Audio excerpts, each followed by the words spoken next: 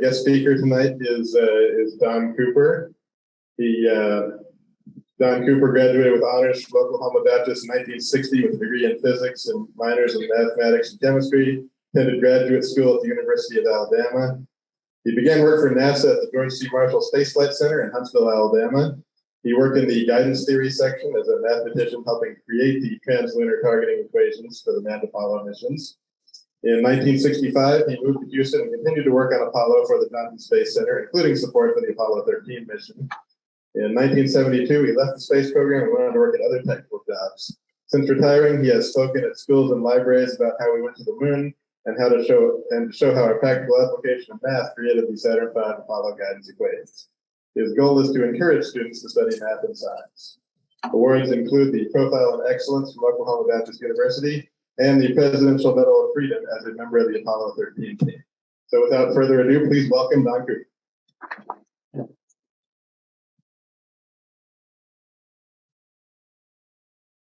Thank you. I drew this little chart here. These are guidance represents mathematical equations that determine the direction of that the Saturn should be following to get to orbit and to go. It sends those commands to what's called a control system, which is some more equations in the onboard computer. And the control system is responsible for carrying out these commands to cause the rocket to go in the right direction. And ideally, that all works real smoothly.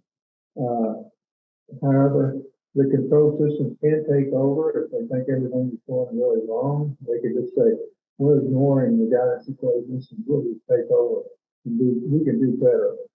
Tried that on Apollo 6, it didn't work out very well.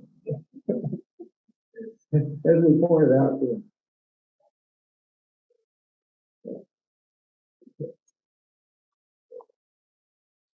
We got the history one first.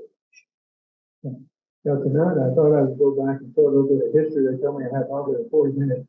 Normally the history.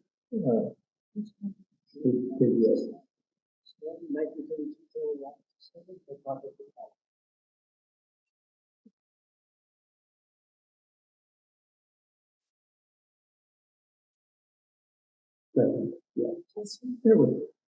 Okay. I've never done this one because they told me I had more time for this 40 minutes. Normally my talk's exactly 40 minutes, so that fits school schedule. I usually have 45 minutes, 5 seasons, so I got to fit in 40 minutes, so when that bell rings, it's all over. Modern rocket history pretty much started in 1932. And what happened again at that year, Germany, Hermann Oberg right here, started a rocket society, just like your society, immature people that were interested in rockets. This was his latest rocket right here that he had built. This is Werner von Braun right here, 20 years old, standing here. And we'll talk about him in a minute. And so here's a little group that were interested in rockets, and we were building them back in 32. In the United States, we had a little rocket group also. This is Goddard. The Goddard NASA Center is named after him. This is his rocket, a little bit bigger. It was the first rocket that burned liquid hydrogen and oxygen, and also used gyroscope inertial platform to keep the rocket going in the right direction.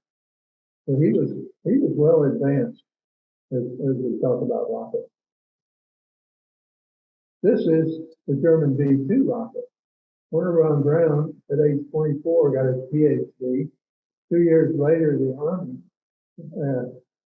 pretty much took over and told him he had to build a V2 rocket to send over to London and bomb London. And this is what it looked like. This is the German launch pad. Here's a vehicle with the fuel. There's a car. There's some electronic equipment. There's a truck that pulls the trailer that the rocket actually lays down, and they can move it from one place to another. So the Allies were never able to bomb a launch site for the V2s. They launched them from northern France. And The dates go in 1934, he got his PhD in physics, I mentioned. 36, he was head of the rocket program in Germany. In 44, they were able to fire their first rocket at London. In the next 6 months, they fired 1,000 at London and 2,000 at Antwerp. Antwerp was the landing site that the Allies brought in most of the war supplies from northern France, so they were trying to delay that. And however, in March of 1945, all that seized. 2 months later, Germany surrendered, so we had victory in Europe. In March, the SS came and told von Braun and his group, which was approximately 500, that they were going to be moved to the top of the Alps, away from Tiananmen. And so they moved them up to the Alps. Well, von Braun was pretty well convinced that the SS had orders to kill them all, rather than have them fall into the United States hands or Russia hands after the war. So he suggested to the SS general that they disperse and live in the town such that if the Americans came over with the bombers and bombed, it wouldn't kill all of them. Well, he thought that was a pretty good idea, so now they dispersed all over and had a much better chance of hiding if they did decide to kill them. However, right before about I think in March, in April or early May, the SS commander decided it was up to him to stop the American advance. And so he jumps in his armored vehicle and took off down the mountain, and we never heard from him again. And so in 45, in May, they're on top of the mountain.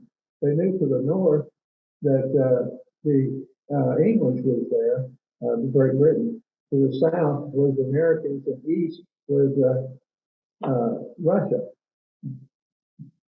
So von Braun said, well, I think we ought to go with the Americans, and most of them did. There were about 25 that decided to go with the Russians. They became head of the Russian rocket program after the war. He sent his brother down the mountain on a bicycle in the morning because he spoke the best English of the whole group. He met a sergeant down there that looked at him just like any other German refugee and felt like, he was trying to escape the war, find some food or something. And Magnus was trying to explain to him that they were the German rocket science were that the United States would love to have. Well, the sergeant didn't really quite comprehend what he was talking about, but an officer showed up that knew something about it, and so he told Magnus to go back up the mountain and bring him down.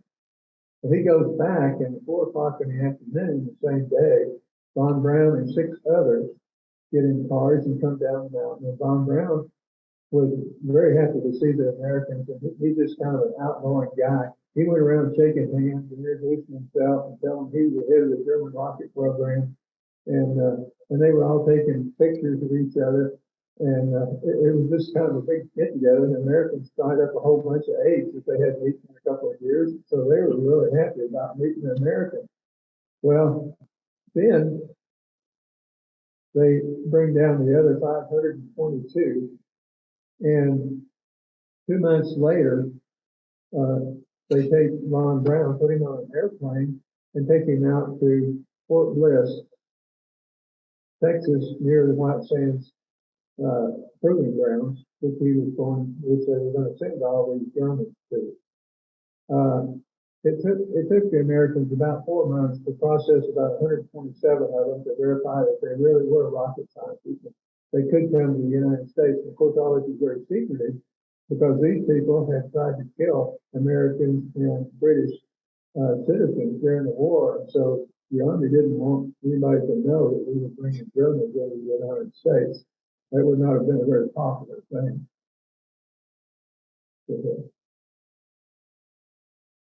This is the group that came from White Sands in 1950. While they were at White Sands, they developed they improved the V2. They built the Redstone rocket that put John Glenn up into suborbital flight the first time. They also built another rocket And in 1950, the Army decided to move them all to Huntsville, Alabama. By that time, they'd grown to 200. And this is a picture of most of them. There's about 30 that didn't make the picture for some reason or other, but there they are. They sent this whole group to Huntsville, Alabama one day. Huntsville, Alabama was about 16,000 people at the time. It's over 200,000 today, so it's grown a little bit. So they came to their work at what's called the Army Redstone Arsenal. Redstone Arsenal is a plot of land a few miles outside of Huntsville, Alabama. It's about 4 miles wide, about 15 miles long. It goes from the major highway in Huntsville down to the Tennessee River. And you can imagine it's a pretty good plot of land. It's an Army base. It's run by the Army. To give you an idea, it has the Missile Defense Agency, the Missile and Space Intelligence Center, Space and Missile Defense Command, the Material Command, the Aviation Missile Command, the Contracting Command, the Security Assistance Command, Engineering and Support Center, the Combat Capabilities Development Command, the Data Analysis Center, the Redstone Test Center, which consists of all the test stands there. PEO Aviation, I don't know what PEO stands for. I looked it up on the internet and had 69 meetings. I couldn't figure out which was which, but they also have the Missile and Space Command there. And in the near future, they're going to have the United States Space Command headquarters there that was just formed by Congress a year or so ago. Federal Bureau of Investigation has the Analytic Support Headquarters, the Explosive Device Analytics Center, the Hazardous Device School, the Tennessee Valley Regional Computer Forensics Lab, Bureau of Alcohol, Tobacco, and Firearms has their Center for Explosive Training and Research there. And in addition to that, the George C. Marshall Space Flight Center called NASA. This is a kind of a So it's NASA. When I went to work for NASA, we were located about right in there, which was NASA headquarters, which was the Army headquarters. We were in the back of the Army headquarters building, and they were building this building right here. This road right here, this is a double lane road, called Ride Out Road.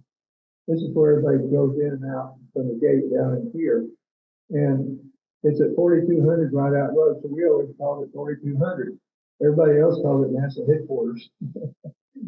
That irritated NASA headquarters in Washington, D.C. to no end. But here it is. This is kind of an artist's conception. It didn't look exactly like this, but it was pretty close. My office was on the third floor, 1, 2, 3, 1, 2, 3, about right there. And I could look out this window and see across over here. And right over here was the landing strip that the 747s would come in and bring lower stages of the Saturn V in for testing. And they also brought the shuttle for testing once it came online. These two buildings were not there. They were built much later. When I first came to Huntsville, I know they said I went to work for NASA. I actually didn't. I went to work for the Army Ballistic Missile Agency, and I worked for them for a year. And what we did was design a new rocket for the Army that would go 200 miles. And they gave me the job of creating the firing table for that rocket. And what that meant was is that you had a trailer and you pulled it up and you got ready to shoot it off. What elevation should you have and what direction should you point it in order to hit the target that you wanted to go to? And I was barely 22 years old, and here I was with all the target that the Army was going to use to shoot missiles at people. In 1956, Von Braun had developed the Jupiter C rocket, which had 4 stages. The 4th stage was capable of going into Earth orbit. So he asked permission to put up a satellite in the Earth orbit, and he promptly went down. So why would the United States just say no? Well, there was a pretty good reason. If you remember, Dwight Eisenhower had to be president, the Supreme Commander of European forces, World War II, and suddenly he got a letter from this guy that said, I can put a satellite into orbit in 3 months. And it's reported, I've not read this in official transcript, but the rumor is he said, I'll be up in Germany to put up the first American satellite. So he turned it over to the Navy. Navy had a rocket called the Vanguard that was perfectly capable of getting into orbit. We all got our television, so we were excited and lifted off. It got about 10 feet before it exploded in a white flame and orange. And it was just a gigantic explosion that destroyed the launch pad, plus everything around it about 50 yards. But about 3 months later, they had the second one all ready to go. It got up about 500 feet before it exploded. So now it's getting a little bit embarrassing. But they hadn't given up yet. They had a third one. And it got up, I don't know, maybe a mile before it exploded. At this point, Eisenhower gave in and told Von Braun to go ahead and put up the satellite. And he did 2 months later. However, in the meantime, Russia put Sputnik into them. And that was totally embarrassing to the United States. I mean, Russia showed they were ahead in rocket technology. We were not the #1 technology nation in the world. And we were tremendously embarrassed. Congress started hearing hearings, wanted to know what the problem was, and that was a kind of a big deal. In 1959, in October, NASA was created. There was about 25 people or something that consisted of NASA at that time. And the reason why NASA was created is because the Army, Air Force, and Navy were all working as hard as they could to build the biggest rockets they could, and they were overlapping everywhere. So Eisenhower made the decision the Army could not go over 200 miles. The Air Force could go as far as they wanted to, ICBM 6,000 miles, and the Navy had to shoot theirs off of ships. Now that left who was going to go into orbit, put up satellites, and do that type of thing. Well, there wasn't anybody designated to do that, but for public relations, and to really look good to the rest of the world, we needed a civilian agency to do that. And guess what? That's called NASA, National Aeronautics and Space Administration. Well, it didn't have any people. Didn't have any rocket experts, didn't have squad. However, if you look at ABMA, where I was working right there at Huntsville, there were over 4,000 expert rocket engineers at that time. And so in one day, all those people were transferred to NASA. And this formed the George C. Marshall Space Flight Center in one day with 4,000 engineers, which pretty quickly grew to 6,000. And that became the Space Flight Center in Huntsville, Alabama. And then we followed this by the first Russian. The Russians put up the first man in orbit, and then we followed later with the first man in orbit, John Glenn, and then the Russians put up the first woman. Boy, that was a shock. Nobody in the United States had ever thought about putting a woman on a rocket. Well, not to be outdone, we went to work really hard, and 20 years later, we put up Sally Ride. Go ahead. This was when I worked for the Army. Here's the document I wrote about. You can see here the Army Ballistic Missile Agency. Some way I had known that Bernoulli, the great mathematician back in the 1800s, had been called in by King George. He said, we got this new device called a cannon, and nobody knows how to aim it. And we need for you to develop a firing table for this rocket. Well, he did. And he came up with a good set of equations. I took those equations, modified them slightly, and applied it to the Army rocket. And this was the documentation of it. Not only did I get a combination, I got even better. I got $300. Now, that may not sound like a lot. In today's dollars, that's $3,500. My salary was $5,000 a year. Boy, was my wife happy over that. I was out in Albuquerque at the Nuclear Museum, and I saw this on the back wall, and this is a rocket we designed right here. You can see it's on a trailer. You can raise it up, and you can fire that dude off. It was deployed to NATO. It was the primary no-kill rocket for years. So, looking out my window, I could see things like this. Here comes the 747 landing with a shuttle to do what we call a shake test. They took it down and put it in power and bolted it down and shook it. See if any bolts would fall out or anything like that. I don't know. They found out bending modes and all that kind of stuff, but all the testing went on. Notice the width of this airstrip from here to here. That's it. 747s landing on that thing. I can look out my window. They would land. The Army's idea of a landing strip was asphalt. So they just went out and poured asphalt on top of the grass, and that 747 would land, and you'd see it go down the hill and disappear. And then it would come back up the hill, and then it would go down the hill again and disappear. And then if you watched, it would come back and taxi back the other way until it got back up here at the front. Well, the front, the control tower consisted of a building probably about 10 by 12 feet that had some shovels and stuff in it. And that was it. That was the Army airstrip, but everything was brought in on 747. Okay. This is what Huntsville looks like today. This right here, this lake right here, it's called Big Spring Park. Here is the downtown square right here. This is the square. We live about 2 blocks to the right of this over here. The tennis courts are right here where I play tennis a lot. This building is now the community center, which when I was there consisted of 1-story building with 2 couches and 1 TV. You can see it's grown somewhat. This water goes on down another block or 2 and becomes a very large lake. And the Von Brown Center is down there. They moved all the tennis courts down there. But one thing is still the same. All people bring their families, they park in parallel right on here, free of charge. They get out and their kids get to feed the ducks and run around and just have a good time down at Big Spring Park.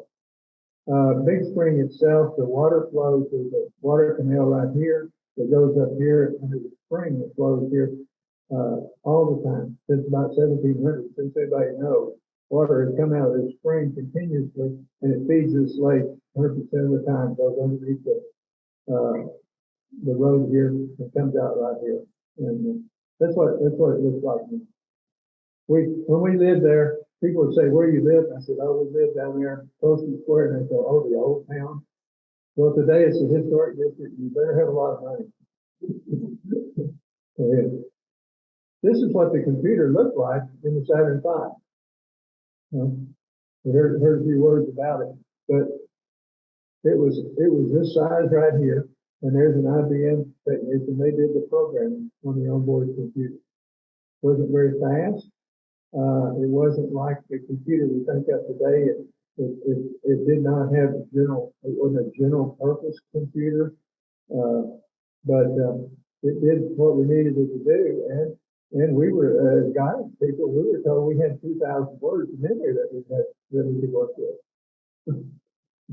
So, this is a test stand back in the back of Redstone Arsenal. You can see the lower stage, the first stage of the Saturn vehicle being lifted up, ready to do a test here in the test stand. Back here, you can see some of the trees and things that are going down toward the Tennessee River.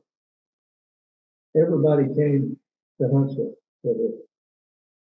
Here's Von Brown. This is John F. Kennedy. Here's General Medeiros. He was the general over the Redstone Arsenal. This is Lyndon Johnson. We always laughed and said, yeah, JFK hated Lyndon Johnson so bad he made him go with him on the airplane everywhere. So if it went down, he couldn't become president. So, this is Von Brown in 1960 when I worked for NASA in Huntsville.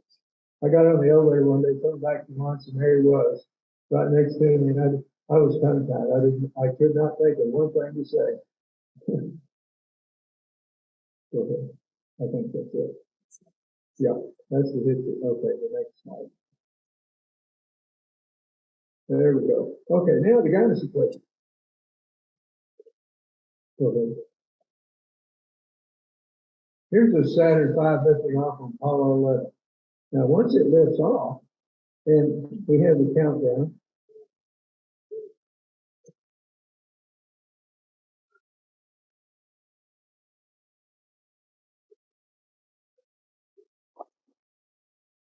And those those five F1 engines down there at 1.5 million pounds apiece really do vibrate.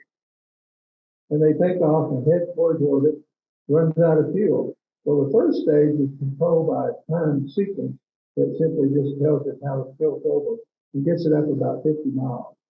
Now, at 50 miles or so, you're pretty much out of the atmosphere. So therefore, these engines can be much more efficient. So the way a rocket engine works, think of standing on a platform on an ice skating rink. It has zero friction between the pad you're standing on and the ring. And somebody says, okay, move. I don't care what you do, you're not going to go anywhere. You can twist and turn and wave your arms and you'll move that platform a little bit, but basically you're going to go right back to where you started. There's no way you're going to move. But if you had a few bricks laying there, you could pick up a brick and throw it, and that brick goes one way, and that pad will go the other. And that's how a rocket works. And so what keeps a rocket engine from performing really at the greatest? It's any kind of pressure that keeps the fuel from coming out of the rocket. When you're at sea level, you've got 14.7 pounds per square inch or so of pressure pushing on it, trying to keep the fuel from coming out. But once you get up to 50 miles or so, there's no backward pressure, so that rocket's going to increase in thrust, which is exactly what happens. Now, once the second stage starts, after a little while, the guidance computer is going to take over. And from that point on, it's going to direct the direction that this vehicle should go in order to get into first associated orbit.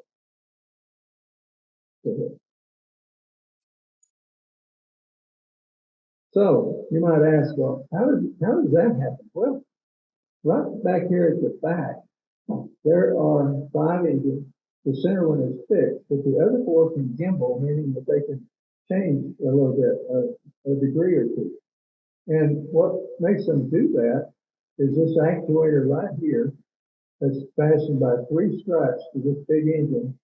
And this actuator can move in and out and cause this engine to change direction.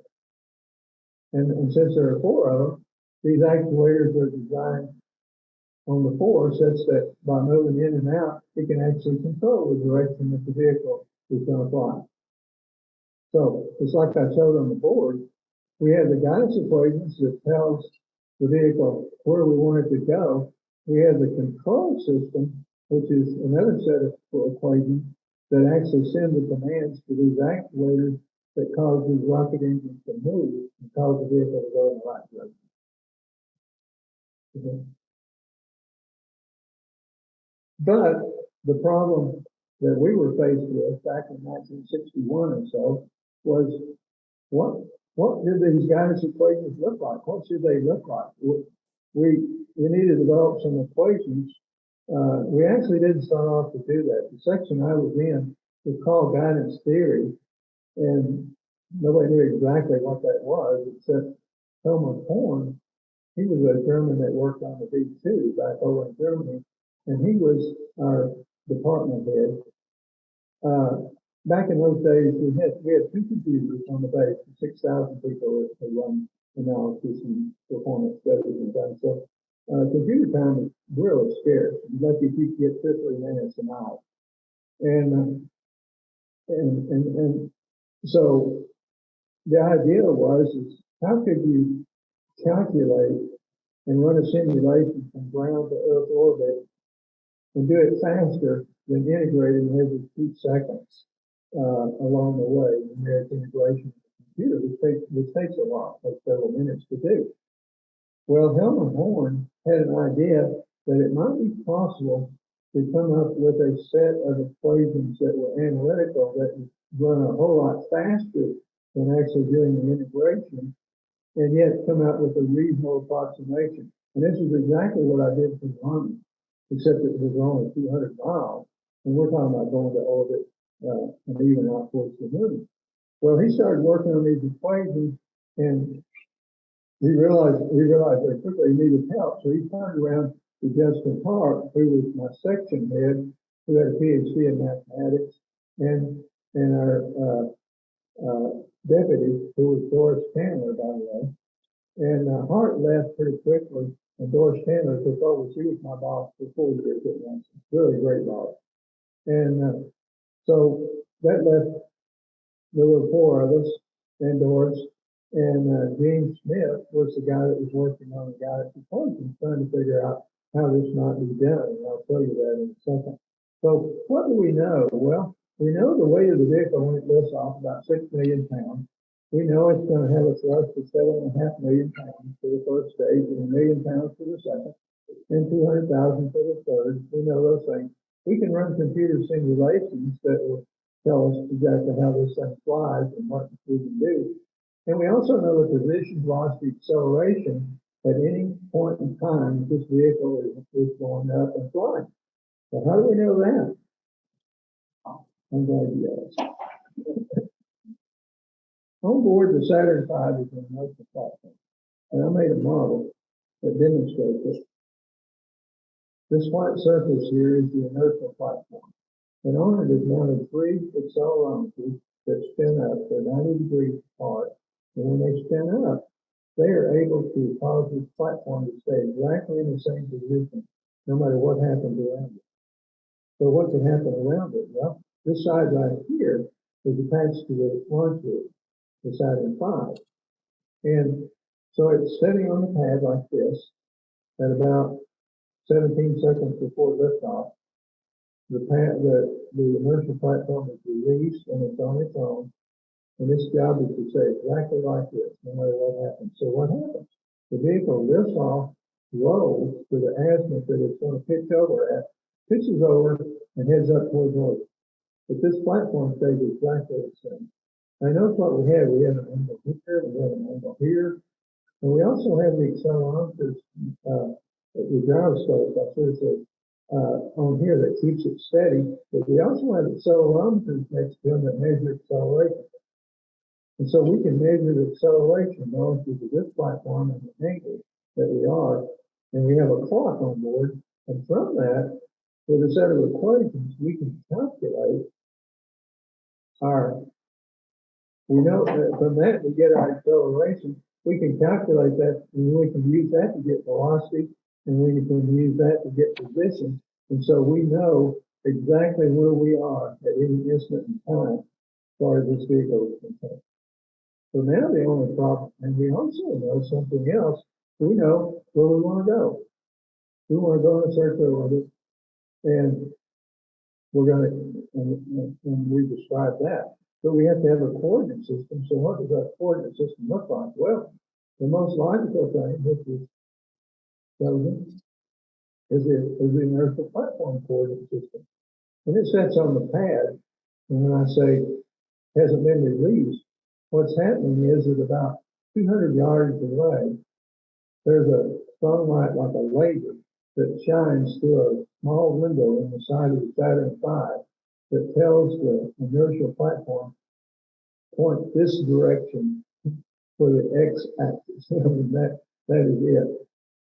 This is the alignment. And like I said, 17 seconds before liftoff, and suddenly power goes to internal, that no longer can control where it is, and it's on its own. But up until then, and forever after that, if you take the center of the earth and drop a straight line and call that the y, and take a perpendicular right here and call this the x-axis, we have a coordinate system. And this is our inertial platform coordinate system.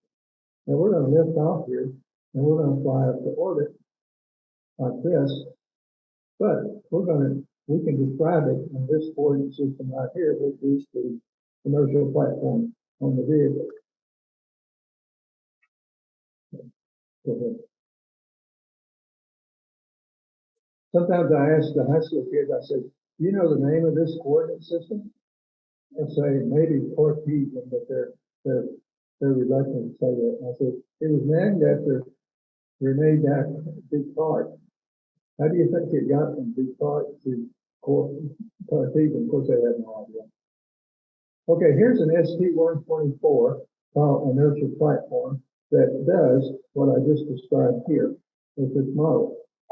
Now, why was it called ST-124? Because the first 123 didn't work. I try to get the kids to realize that it's okay to fail. You just keep trying. You've got an idea, you know it'll work, you just need to keep trying. This is a little bigger than a basketball, very complex piece of equipment, but it does do its job. It's aligned within 1/1000th of a degree at liftoff. So here's what it looks like going to orbit. We have the first stage burns out right here. The first stage cuts off the center engine and the outer engine at about 36 miles high, 2 minutes and 41 seconds after liftoff. And then the second stage takes off, and we end up burning out at about 102 miles high. Now, this is kind of an interesting phenomenon. You might think that if you're going to go from the Earth into the circular orbit, that your flight, if this is the circular orbit like this, and this is your rocket flight path, that you would just kind of ease into it like this and end up right here. You would be wrong. The reason why is because we want to fly a path that burns the least amount of fuel. And that is not the path. Isn't that surprising? It really is. This is what computer simulations should tell you. What really happens is you come up here and you go about 3 miles too high and come back down into that circular orbit, and that is just kind of a little interesting side to it. And the guidance equation should know that and be able to do that. Go ahead. Well, what are our variables? We can estimate weight, we don't know exactly. For us, we've tested it on a test stand, but well, when they light up and start towards orbit, they're going to do what they're going to do. And we're not going to know exactly. The Saturn V was designed that any one engine could fail. And if it did, it would shut down, the fuel was diverted to the other 4, and it would continue and do the mission. First stage and also the second stage could do that. We actually had 2 flights that we had engine out. Apollo 6 had 2 engine outs in this stage. And Apollo 13 had 1 engine out in the second stage. But they both made it to orbit kind of. Apollo 6 is a whole different story, but it was kind of a lot of fun. And then something else happened along the way. When the Saturn V was being designed back in the 60s, one of the most important things to know is how much, now, you look here, this black ring right here is where the computer is located for the Saturn V. Everything above this belongs to the Manned Spacecraft Center. It's kind of a minute part. And but it has a weight, and this was the weight that we had to put into orbit. And a large amount of that weight we had to send to the moon. So we asked the Manned Spacecraft Center, later renamed Johnson, how much is this thing going to weigh? Well, they did all those studies, and they came up with an answer of 90,000 pounds. And we said, we need to know the maximum amount you could possibly weigh. 90,000 pounds. Okay. Ron Brown, being the guy that he was, he put us to work on doing the analysis ourselves, and we came up with 95,000. And he said, well, I don't even believe 95. I think they're going to only 8 before it's all over. So I tell you what, we're going to design the Saturn V to put up 110,000 pounds. And that's what was done. So we go along I'll tell you the rest of that story. The weight kept kind of increasing, and it finally got to 113,000 pounds in the very later flights going to the moon. And so in order to put up more and more weight, things had to be done to the Saturn V. Some weight had to be taken off stages. Memos went out to the rocket engine manufacturers. You've got to get more out of these engines. One of the things that somebody came up with was that, you know what, when we first lift off, we're at sea level, and we got this atmospheric pressure. But after a while, we start getting up out of the atmosphere, and there's less pressure. And so therefore, what if we change the ratio of liquid hydrogen to liquid oxygen and see if we can increase performance that way? Well, it turned out you could. That's called the mixture ratio shift, and it actually changes the thrust pretty instantaneously towards the end of the first stage cutoff. Well, the guys are pretty have to know about that. They have to take that into account also to go minimum fuel path. And about 20 seconds before cutoff, the center engines are always cut off, so you lose 20% of your thrust before you actually get to the very end. You can't take these giant engines and just say instantaneous shut down. That doesn't work. And so we cut off the center engine first, and then gradually cut off the others. Okay, go ahead. So, what result do we want? Well, we certainly want accuracy. We don't want to miss the moon. We don't want to miss the Earth orbit. So, and we need a coordinate system, which we've chosen one here. Maybe we can solve a simpler case, and then we can go to a more complex solution. That's always the way to work the problem.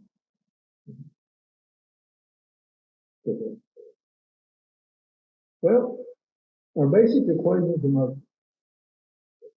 We can take a look here at our rocket right here going in this direction with some acceleration, and we have our angle here, say theta, and we can say the acceleration in the x direction is equal to the total acceleration times the cosine of theta, and the acceleration in the y direction is a times the sine of theta minus gravity, because remember this goes from center of the earth, so gravity is going to be straight down the y-axis. So we have two equations here, at least in the x and y coordinate system. Of course, we're going to have to fly in the z direction also. So we're not going to worry about cross stuff right now. And so these are basic equations of motion. Now, this doesn't tell us much about the direction we should be flying, but they are equations of motion. If you solve this equation for the angle theta, you come up with this equation right here.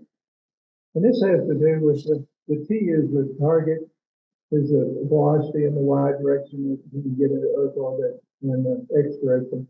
But you notice one thing about this equation, it has no altitude. There's nothing that says y or x. It just says velocity, how to get from one velocity to another using these equations of motion. Well, that ain't going to work very well. I mean, we want to lift off from Earth, we want to go up 100 miles. And by the way, it was 100 nautical miles per orbit. That's because one of the astronauts was in the Navy.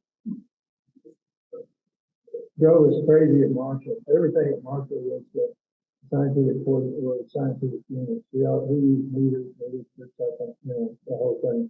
And 185.3 kilometers was just natural to me. But I was on the guidance subcommittee, and I came to Houston every other month, and it drive me crazy to set that time to convert between nautical miles and kilometers. But anyway, we managed somewhere. Go ahead. So far we have a flat Earth, constant gravity, one-stage rocket, flying in 2 dimensions and no altitude enforcement at all. It doesn't look like we're making a lot of progress. So we took a step back. Let's try to restart. Oh, okay. We need an optimum steering model, which means that we're going to burn our minimum fuel. We need accuracy.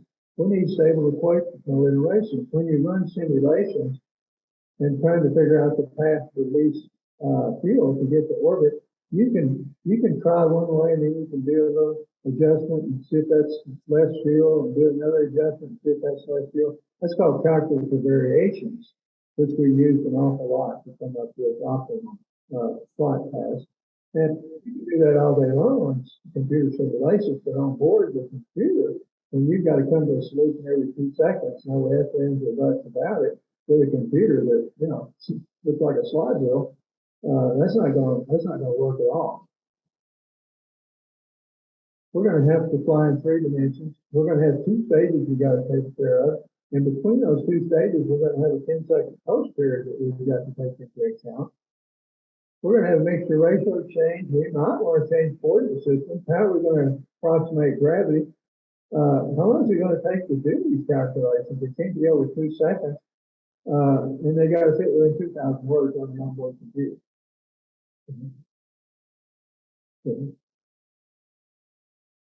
Well, we need help. This is where I tell my little joke. What we did, we got on a hand calculator and we sent a text to Sir Isaac Newton. And we said, Newton, we need help. And we told him what the problem was. He wrote back and said, F equals MA. I'll leave the details to you. The only problem with that story was we didn't have internet. We didn't have text messaging. Newton had been dead for 400 years. But we did use ethics on that.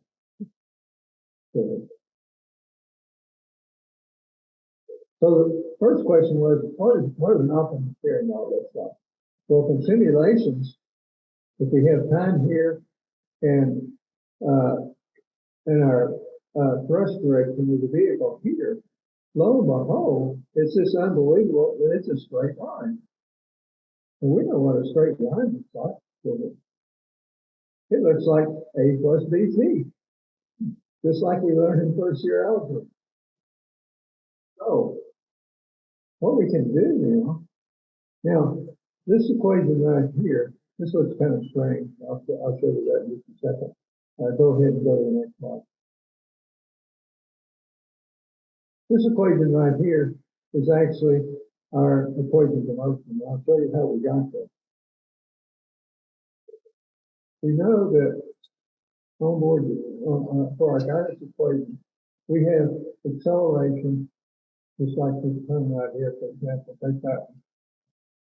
We have the acceleration here, acceleration in the x direction is equal to acceleration. This is going to be a function of time, and we're going to have this times the cosine of theta, and theta has to be a function of time.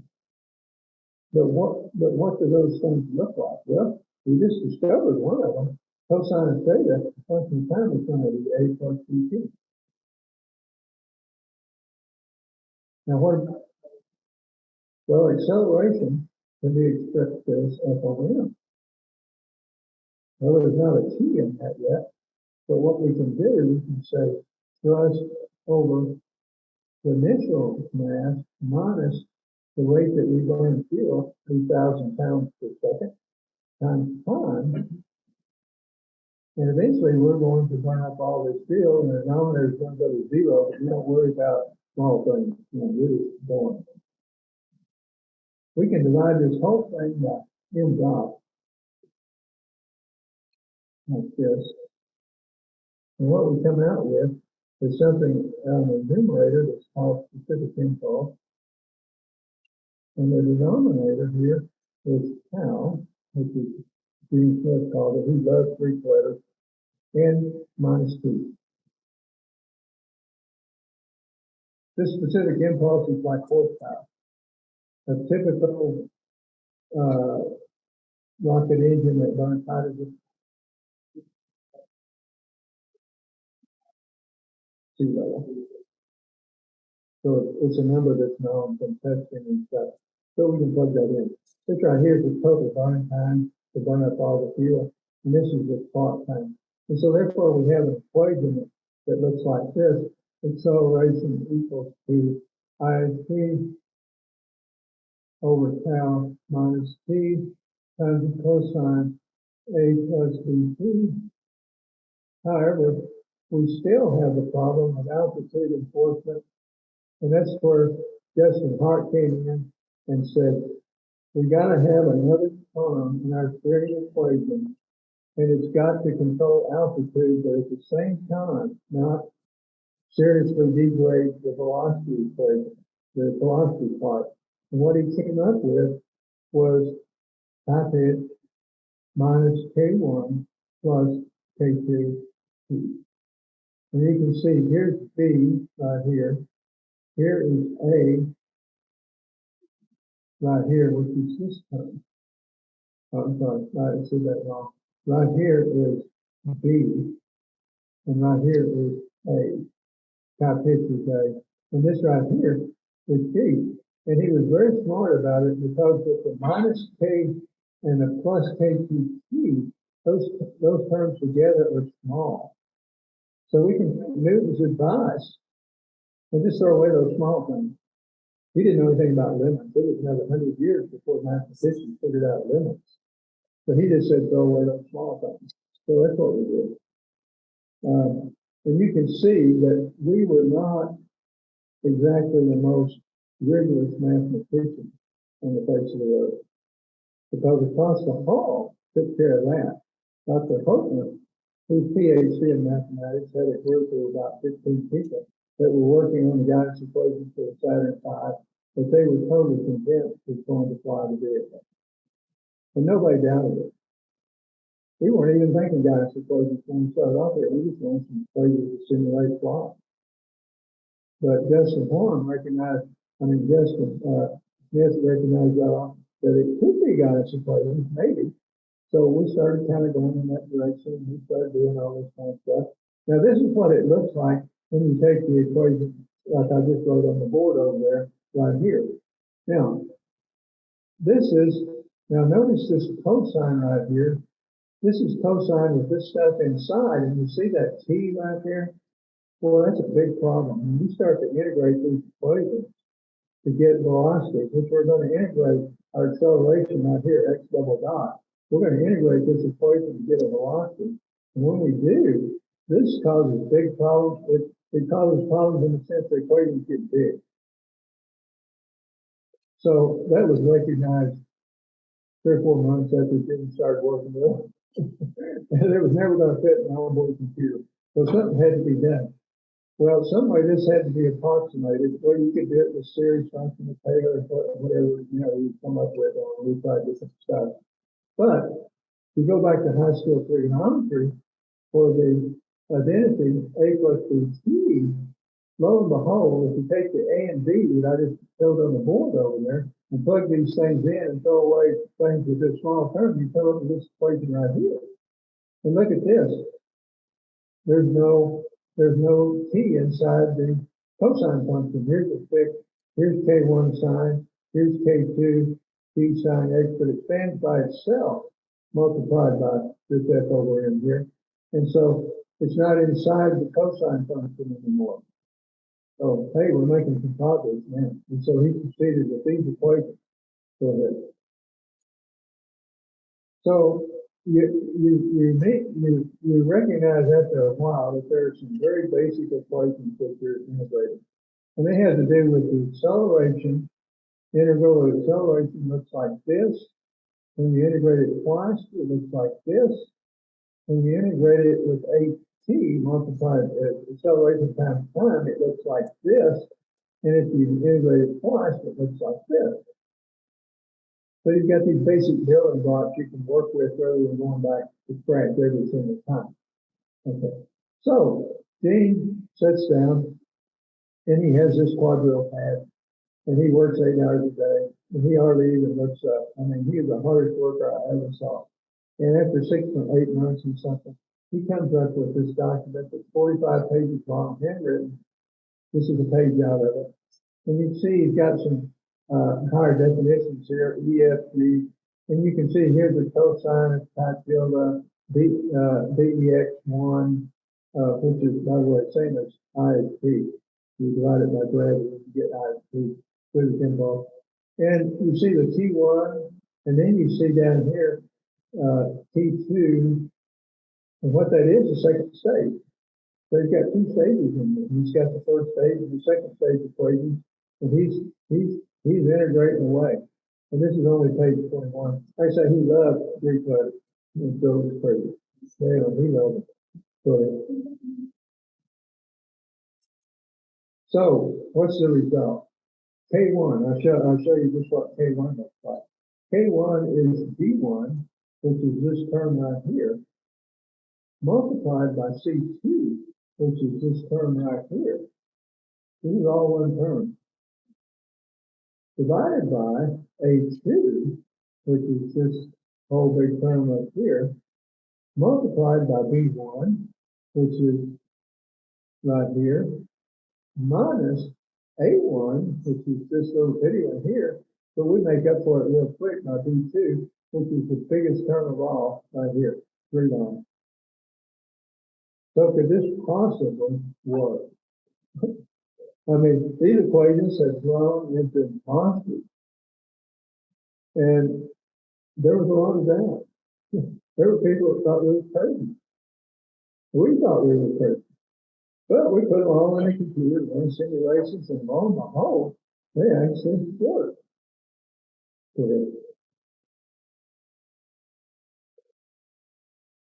So, I mentioned I was on the guidance subcommittee. In 1965 or so, we had decided, we were strong contenders for the equations for Saturn V. The other group came up with equations that applied. No doubt about that. They were curve fit based on constant variation. The problem is that when the vehicle was sitting on a launch pad, if you missed the launch window and went to the next day, you had to have a new set of polynomials to put in the computer. It took about 3 months to develop polynomials. So if you delayed the launch one day, it was going to be 3 months before you could have another. So the answer is to calculate a bunch of them. I mean, do it for one day, the next day, the next day, the next day, and just have a whole supply on hand. Well, you can see even that was kind of a little bit iffy. You know, I mean, that could cause problems. We had an analytics solution that you give us 2 hours to load it in the computer and verify everything. Here, there you go. So that was ultimate. That was the ultimate thing. Dr. Hogan took it real bad. He left NASA, went to Virginia, went to work for another NASA center. Tried to do his best to convince NASA headquarters to shut us down and let him take over the guidance systems, and he just did not accept at all. The thing he couldn't accept was our approximation. I mean, you know, we weren't mathematicians. We were just hackers that went around and kind of lucked out. Well, we didn't quite look at that way. I mean, shoot, we were 24, 25 years old. We knew exactly what we were doing. Well, about 65, Johnson Center called up headquarters and said we were being entirely too secretive, and we weren't keeping them informed about how we were going to get the astronauts into orbit and how we were going to send them in. And they wanted NASA headquarters to do something about it. So word came down that we had to go to Marshall. I mean, we had to go to Houston and do a presentation to Johnson and show them how we were going to do these things. And somewhere other Doris looked around the room and said, "Okay, Don, you're the guy. You do the presentation." Now, I wouldn't, you know, normally you'd be scared. I was too dumb to be scared. I mean, I just thought go tell them what we were doing. So I made up 2 slides. This was the first one: ascent guidance in orbit.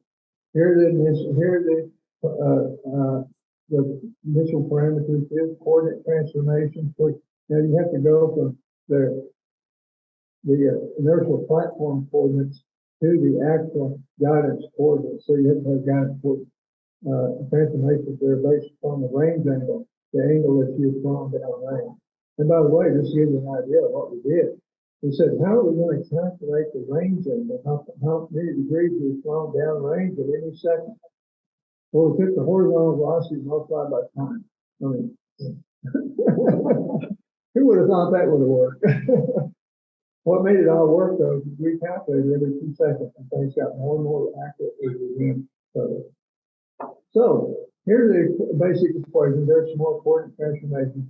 It turns out that if you calculate the y component in the z plane first, it reduces the size of the equation, and then you calculate the pitch calculation here. Here's where we feed the data from the inertial platform right here into these equations. And this was the flow chart this is the chart that I used to put on the big screen to explain to Johnson how we were going to do the guidance equation. And you can see, I only had 2 slides. I had this one and one more. And I figured that's enough for anybody. And they were just kind of stunned. Nobody had a question. In fact, when I got scared, when I walked in the room, you can't believe it. There was one of Von Braun, there was Dr. Geister, there was Mr. Horn, and those were the three guys above us and under us. And Martin had a very short organization chart, and it was like three people and you down at the bottom. And when I walked in the room, there said Dr. Geiser and Mr. Horn. I mean, I didn't dare talk to these people in the hall, much less be in a meeting with them. And there they sat there. I was told it was the only meeting they ever went to Houston. And I was up to give the presentation. And at that point, I did kind of, my blood pressure went up and my heartbeat went up. And I thought, well, there goes. And so I got up and I did it sort of. So the final result is we can take care of both stages. We can take care of a plane change. We mentioned about the launch window. This is the Earth right here with the launch pad. Here's the plane we want to go into to get to the moon. And as the Earth turns, there's an optimum place we can launch to burn minimum fuel. If we don't do it on time, and a little bit later we go behind the plane, and then we can fly back into the plane and use more fuel. But we have some fuel to burn there in order to have a 4.5 hour launch. If we miss 4.5 hours, what happens? We have to wait 24 hours for the Earth to rotate one revolution and start again. That's why launch windows always go 24 hours. So we got that problem as far as plane change. We have a mixture ratio. We have ins and outs. We have no iterations. We have range angle. We have how long we're going to burn. So Gene decided he wanted a new coordinate system. He changed it to the actual direction of the vehicle instead of the inertial platform. Again, it reduced the size of the equation. And so it took another 3 months to do that. and we had a minimum fuel trajectory. We had accuracy. The dynamics lab. Now, the dynamics lab, the people that were responsible for the control system, they also took our guidance equations, put it in their computers to verify that everything was going to work together. They had to get approval from them. So they approved it, and we had a complete analytical solution to get it over. So what was the accuracy? Running just the simulations with the guidance equations, we were within 0.1% of burning the minimum amount of fuel. We were off 4 inches and 100 miles a mile as far as accuracy. Our velocity was 3/100ths of a feet per second too fast out of 25,530 feet per second. Our angle was off 1/1000th of a degree when we're getting into the Earth parking, the proper parking of it. So as far as the guidance equations were concerned, our accuracy and minimum fuel was satisfied. So now we have 2 more things to worry about, and that is the accuracy of the platform and how about the rocket and shut down the engine and all that kind of stuff. Okay, go ahead. We look at Apollo 13. We had an engine out in the second stage. Goddard took over, of course. We burned 0.04% more fuel than the optimum. We were 30 feet too high out of 100 nautical miles. Our velocity was off -2 feet per second out of 25,000 feet per second. And it took us 44 seconds longer to reach orbit because we had 80% of our thrust instead of 100% of our thrust. But the guidance equations did their job. Now, the next thing we have to do is get out of orbit and head towards the moon. That's called TLI, trans-lunar injection. We were 12 feet per second too fast. We were out of plane by 0.016 degrees, which caused the mid-course correction of 22 feet per second. About This was the largest mid-course correction that we've ever done on Apollo. The window was like 200 feet per second that we had. And we did it in 22 feet per second or less for every Apollo mission.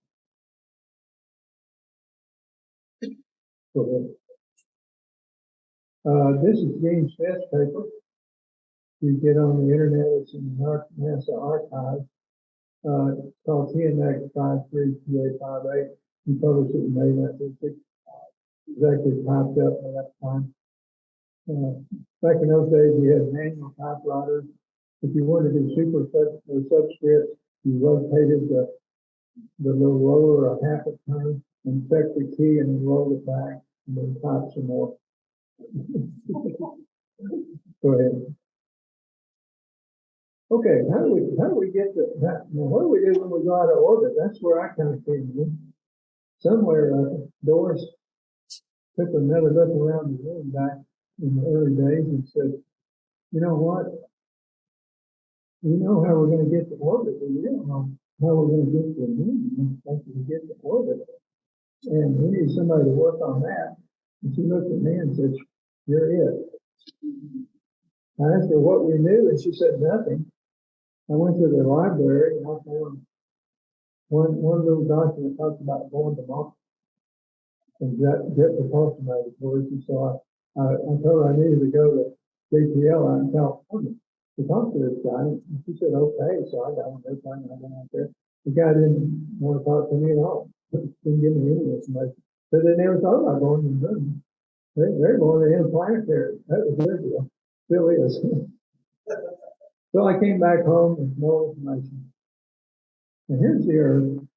We're going to go into orbit around the Earth like this, which you know we're going to be able to do. At the proper time, we're going to ignite, and we're going to go out into space. We're going to coast for 3 days. And during this coast time, the moon is going to move like this. And it's going to end up over here. It's going to be 10,000 kilometers in front of the leading edge of the moon, right here. What's the approach? And boy, I guarantee you, when the astronauts leave Earth orbit, and they coast, and they get out here, and the moon's gravity starts taking over rather than the Earth and starts pulling it towards the moon, and their path starts kind of deviating to the right, like this, and the moon is going to the left. It looks like they're going to hit right in the middle of that moon. Their heart rate goes up. And they got their fingers crossed that this mathematician guys know what they're doing. I've seen a few pictures that I took out the window, and it's just scary looking at the pictures. So I continued. I thought about this and thought about it. I couldn't figure out really much of anything, so I would assume anybody would do. I worked on different problems. I knew that I had to have a simulation that would do this burn. And this burn had to be done with the IGM equations, the Gene Smith's equations. He sat over there about 10 feet from me, so I wrote and I said, Gene, I need one set of guidance equations. So he handed me that document. That's how I had to end up in that handwritten document, 46 pages long with 2 stages. He goes, all you got to do is set the first stage to 0, and you got it. You know? Well, it took me 3 weeks to do that. And so I came up with a set of equations to give to the computer programming building. So I told them to program that in so I could do this burn using the guidance equations that got us into orbit. And then I had a simulation that would integrate and do this path here to the moon, and then see where I came out to the moon. And I finally figured out the direction I should be pointed right here. And so now I had a vector that pointed right here that I could use to ignite and do the guidance cut off close to the moon. So I got that done in the meantime while I was trying to figure out how in the world I could calculate this direction right here. So this is done initially using a calculus variation program to integrate to find out all this stuff. Well, of course, the University of Alabama called celestial mechanics, and that course had to do with how do you how do you calculate where everything is in the sky? I was pretty familiar with that kind of stuff. And so right in the middle of that book, there was a statement that Inky, another mathematician back in the 1800s, had discovered that you could assume this is going to be a conic section, and you take big steps here and come out with a real accuracy of where everything was. And boy, I jumped on that immediately because it was taking me like 3 minutes of computer time to go from here to here. And that got reduced down to less than 20 seconds using mixing integration method. And I was only off 1 meter out here. So that was a step forward. But I still didn't know how to calculate perspective here because it obviously depended on Einstein and where everything was. And it was a function of time. And then one day I was coming back from lunch and I saw this guy over across the hall, Dr. Holtman's group, eating some potato chips. And on the wall was a picture that looked kind of like that, although it wasn't, this is the best one I could come up with, but actually the lines were longitudinal like this. But I asked him what that was, and he says, well, when you go to the moon for 72 hours, 3 days, you're going to fly on the surface of this ellipsoid. And I said, well, what defines the ellipsoid? And he says, oh, the surface is defined by the launch azimuth. Launch azimuth and time of liftoff are the same thing. Because we're talking about going into this plane. Boy, the light went off. I felt just like Archimedes did when he yelled at me. I went running back to my office. I drew a picture, a crude picture of this, showed it to Dan Martin. I said, I know how we're going to get to the moon. And out of that, Dan and I, I guess he came up with the name. He wanted to call it hypersurface. We thought that sounded really interesting, so that's what we referred to it. And I always say we were, 23, 24-year-olds. We couldn't hardly say a paragraph without working this word into the conversation somewhere or other. So what are the parameters? Well, we have a target vector, which is that thing with an arrow. We have an angle between the target and the perigee of the ellipse, and we have an energy we want to have it cut off. And we got to know the eccentricity, and these are the only things that determine what that ellipsoid looks like. So all we have to do is to fly out of Earth orbit and cut off on the surface of that ellipse. It doesn't make any difference where we are on the surface as far as downrange. This is as long as we're on that surface. We'll get to where we want to go. It's just that simple. I don't think y'all because I was commanded to give another presentation on the John Goodman, the historian. Some of y'all probably read some of his papers on guidance. He sent me this one day, and I just about fell over because there came a day when Doris Chandler came and said, I need for you to write up the hypothesis equations real quick and get them to me today. I need them right away.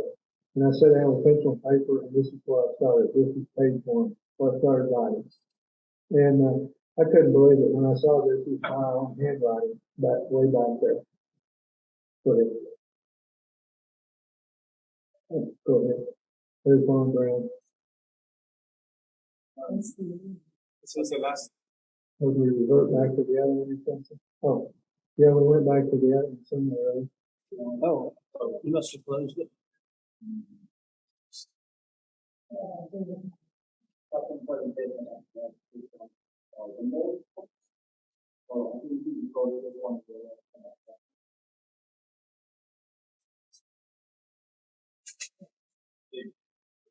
Oh, there we go. Let's give you an example. This is what the target vector looks like. You can see the vectors here. It's a vector equation. I could never work any calculus into it like Gene did. I felt bad about that.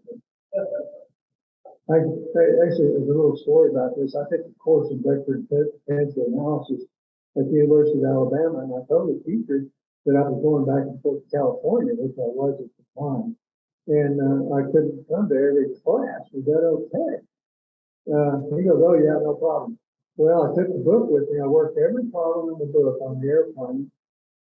And I went in for the final examination, and he announces that I'd missed 3 classes and I was going to get an F. That's it. Being as young as I was, I didn't see it. I just said thanks anyway and left. Well, he probably never knew that the guy got an F, came up with this equation. So anyway, go ahead. So here was my flow chart for trans-lunar insertion. And we have initial things again. And we're going to test for time of ignition out of Earth orbit. We have our ignition, we calculate these things. Here's where the information comes from the onboard platform into the equation. And then we go through here. And here are all of Gene Smith's equations that he worked 3 years day and night on right here. When I showed him this flow chart, he goes, "Where are the guidance equations?" I said, "Right here." He said, "Right there in that little bitty box." But there's the guidance equation. And so I made this presentation at Johnson. Unknown to me, shortly after this, I left in 65, in the middle of 65, to come to Houston to work down here. And I didn't know about this until a few years later. I went back to Huntsville and I visited Huntsville tennis team doubles partner, Wayne Beaton. And not too long after I left, NASA headquarters got involved because, again, Johnson called them and said Marshall was being secretive again. And so they told Ron Brown he had to come to Washington and explain how we were going to get out of Earth orbit. And so Wayne took my document and used that as the basis to brief Von Braun. And Von Braun went to Washington and made a presentation of this. So here's the cover page of my document. A method of implementing cutoff conditions for Saturn V lunar missions out of Earth parking orbit, assuming a continuous ground launch window. I don't know why I said that, but it seemed like in those days, the longer the title, the better it was. So here's actually a timeline. This is when Horn first started in 1960 with his idea. We had Gene Smith, Justin Hart, and Doris Chandler help for a time in here. It took about 2.5 years to come up with that first handwritten 2D, two-dimensional set of equations. A year later, he came up with the 3D equations with the Z component. I started in 63 to look at TLI. Took me almost 2 years to come up with that. It then went to NASA. MSFC approved it very quickly. That's why I wrote that handwritten thing for Doris in June of 65, and I left at the end of June and came to Houston. The next thing that happened is that it got sent to NASA headquarters, and they hired an independent company called Belcom that ran studies to verify that it would work, and it took them a year to do that. And they came back and said, "Yep, looks like it would work." And then, lo and behold, Apollo 8 said, "Well, hey, why don't we just circle the moon?" Well, that meant we had to have TLI. So now suddenly TLI had to be finished and programmed in the onboard computer.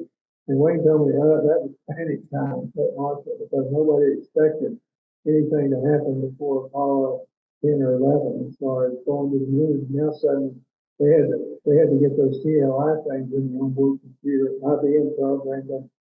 Dynamics Lab had to approve them, and all kinds of simulations had to be done. And 2 years sounds like a long time, but it's not. And when you're trying to do something like that the first time. In 2016, my phone rang, and John Goodman said, "Are you the guy that worked in the guidance section at Marshall on TLI?" And I said, "Yeah, I was." He goes, "I need to know exactly how you guys did it." I said, "Really? It's only been 56 years."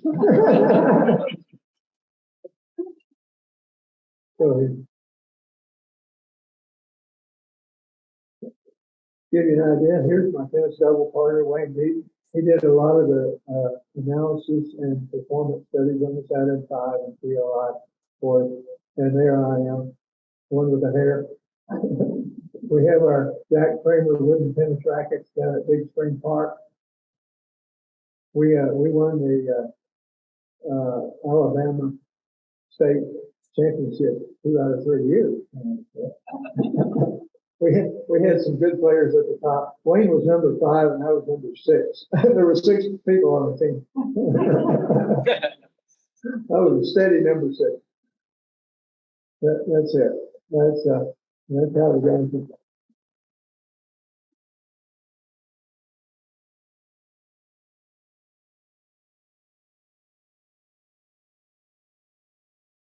Do you have any questions I could answer, maybe?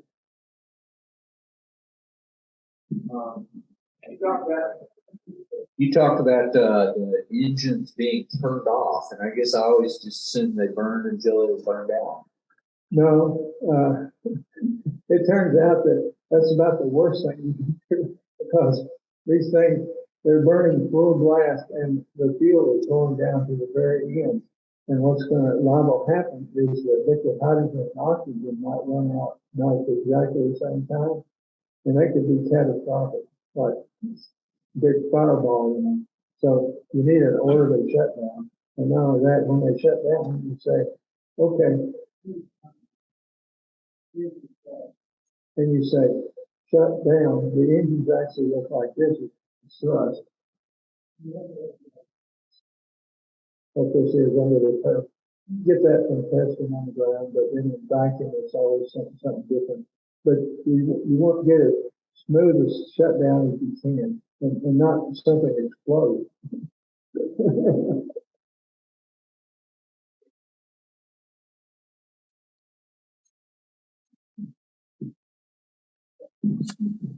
Did they fly with the curve fit equations at all? Did what? The curve fit version of the orbital equations. Did they fly with those at all, or did they always use your guys' closed form? Oh, Dr. Hogan? Yeah. Yeah, they never used Never used something else.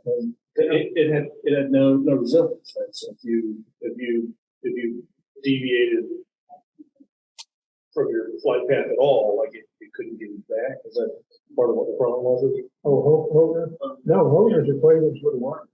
There's no doubt about it. I mean, they proved through simulations and everything that they would work. But like I said, the problem that what made ours look good was the fact that we were going to do the ASCENT.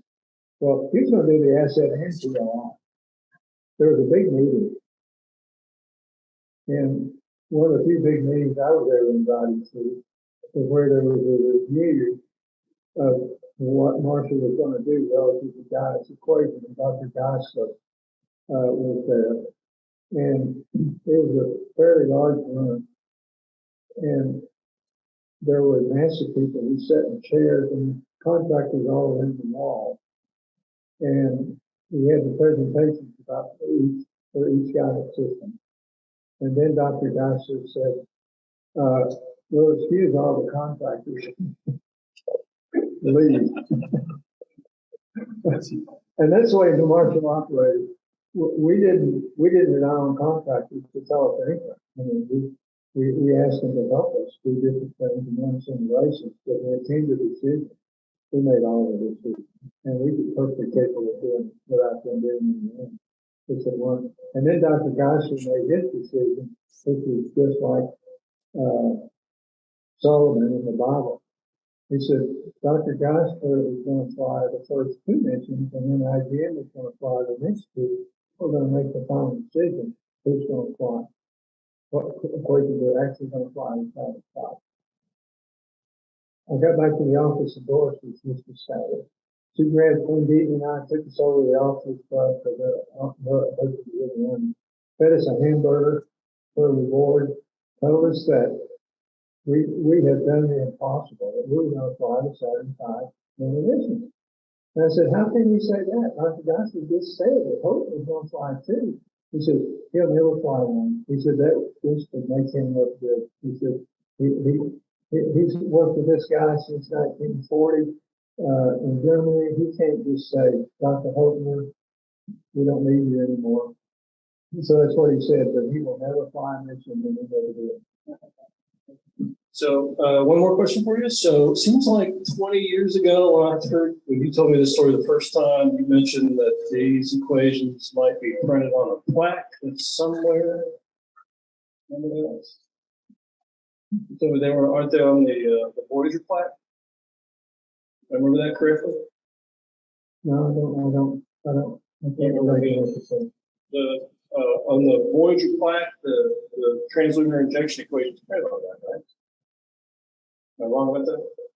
TLI for what? The TLI equation itself, remember the plaques that they put on the Voyagers that they launched out into deep space? Oh, I don't know. Yeah. I don't know anything about that.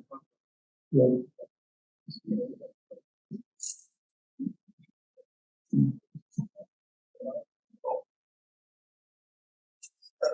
Thank you, Don, for that presentation. Given your experience with the Apollo project, how would you compare the political support for Apollo to the political support for Artemis in the manned space program today?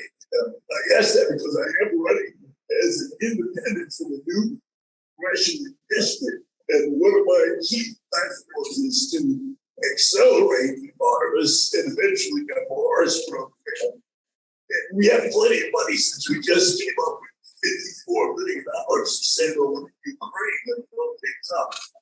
So how would you compare the political atmosphere of Apollo with Artemis today? Okay. Well, I can tell you that in 1960, when Von Braun went up to Congress to testify before a committee, every senator went to him and said, "How much money do you want?" And whatever he said, they gave him. It was just, we were determined as a nation that we were going to catch up with the Russians, and we didn't care what it cost. Artemis, Artemis, as you can see, the support is not there in the same manner at all. In fact, it seems like that NASA's selling the entire program on the idea we're going to send a woman to the moon. And it's kind of a shame that, I think that we have to sell it that way, but that's what it looks like. And so that's all I really know about it. I mean, I don't know more than you do. I just read the newspaper.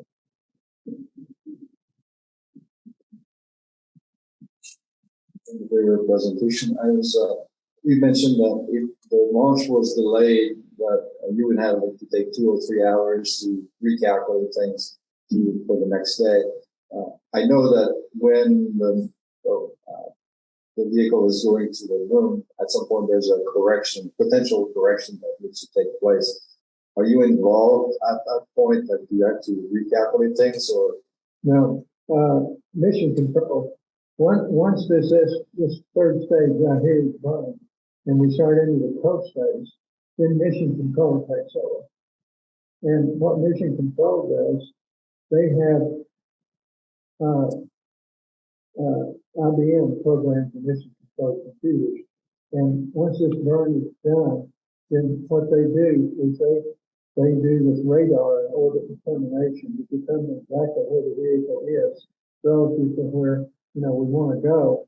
And then they calculate what kind of correction here. And the first one's done at 8 hours after cutoff. And 8 hours later, they determine that, and they do a small mid-course correction during the service, using the service module rocket. If there's another one that's scheduled here and one that's scheduled here. Neither of these were ever done. There's only one that's ever done back in here, but there's 3 that could have been. That's all determined through mission control. so the idea is just to get back on the same path that you had calculated before? Yeah, the nominal path. That's exactly where we wanted to go. Yeah, that's a correction. They're called mid-course corrections. If you look at the timeline documents online, you can see them online about MMC1 and MC2 mid-course correction. Where online can we find these documents of your work, the CLI and the mathematics? If you put in F. Don Tipper Common Assets, you should pull up my document on PLI. And if you look at IGM reader, if you've got it, no, you probably find GNS. Although I think I've sent them to the here. I mean, I have them in my computer. I'll be glad to so I have a lot more documents to get that. Real quick, we're running out of time here. Speaks for a lot of musical festivals over the last year. I'm just wondering what your perception view is of the state of the youth in terms of the whole anti-science, the poison. And what do you see over the last decade? Well, the kids that I talk to are either calculus students or physics students. And I have no problem with them whatsoever. I mean, they're just great kids. I mean, they're there to learn science and math. So I am asked once in a while, did we really go to the moon? And my answer is, y'all are familiar with the United States government and leaks and things that come out. Have you ever known a secret to be kept over 15 minutes by the U.S. government? I said, you know, we've had 12 men walk on the moon. We've had another 6 orbit the moon, watching them go down and come back up. We have sent probes to the moon that fly and circle the moon and take pictures of the surface, and you can actually see the lunar descent launch pad that's sitting on the surface still. And you can see it in those photographs. And then you have people believing they never went to the moon. I mean, it doesn't make sense. But they don't even know a lot of it. So. All right, thank you very much. Yeah.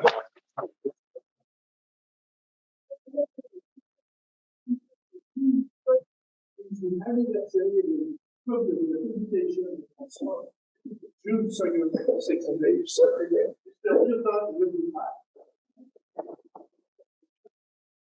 Okay. Thank you very much, everybody. That's going to conclude our meeting for this evening. If you want to, like, we pull up our presentation, get that last slide up there real quick.